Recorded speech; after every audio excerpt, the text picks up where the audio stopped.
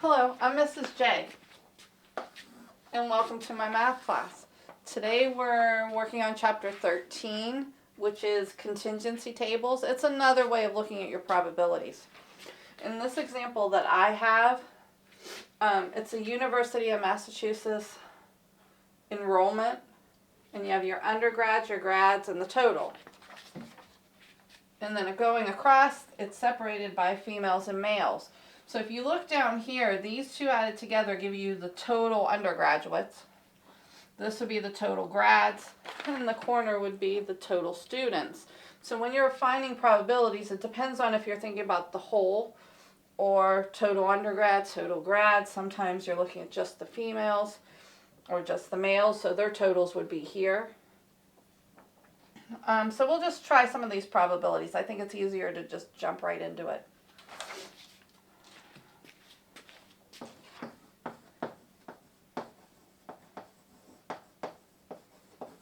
If we are going to pull a student at random, the probability that it's an undergraduate would then be the number of undergraduates divided by the total. And the number of undergraduates is, whoops, 1, 2, 3, too many zeros, divided by the total students.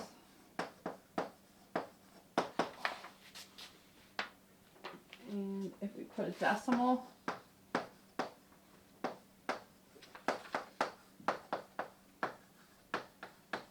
so 74.5% of the students are undergraduates.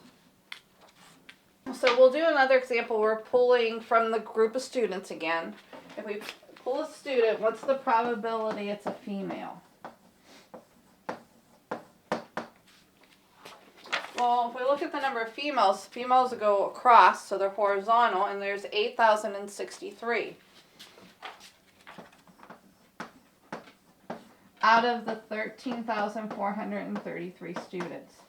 If you divide those, that's how you get your decimal, which is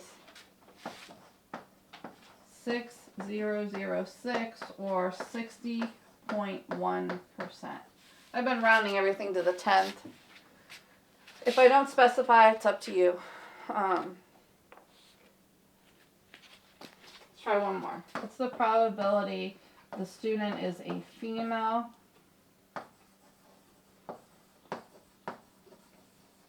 undergrad? Well, then we need to find where the female and the undergraduates are. So notice here, these are female undergraduates, these are female grads.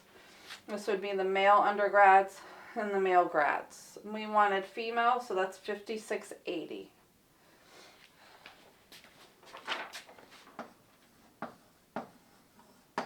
Over the total, because we were talking about all of the students again. And that gives us 42.3%. So a little less than half.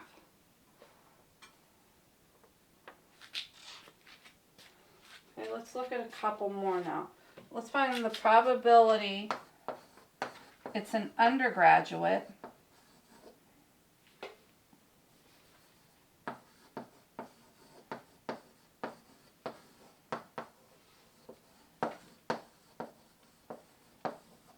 given it's a female.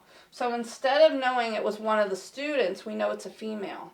Because we know it's a female, that means we're only using this row because this row is females. So now our total changed because we know it's a female. We're only talking about 8,063 of them.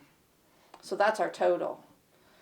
And we want undergraduate, so there's still 5680 undergraduates out of the total females.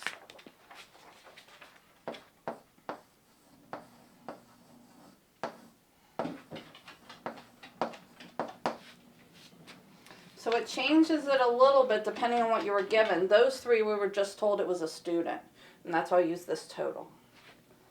And then this percentage is 70.4%.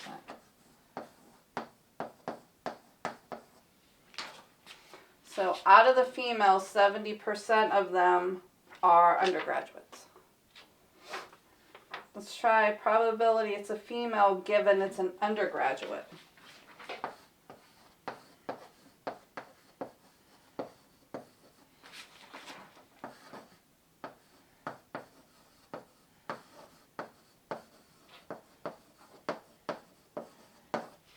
Sounds like it's the same thing, but it's not. Because when we're talking about the undergraduates, we're going this way. So we're talking about 10,008 is our total. Because we know it's an undergraduate. What's the probability it's a female? So it would be the 5680 out of 10,008.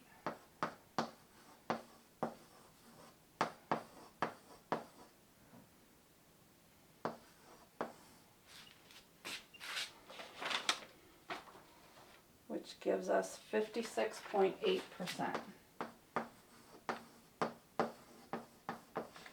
So depending on what part is given does make a difference. And that's it for this section. Stop. Come on. I'm going to put your bloopers in there. All right, stop.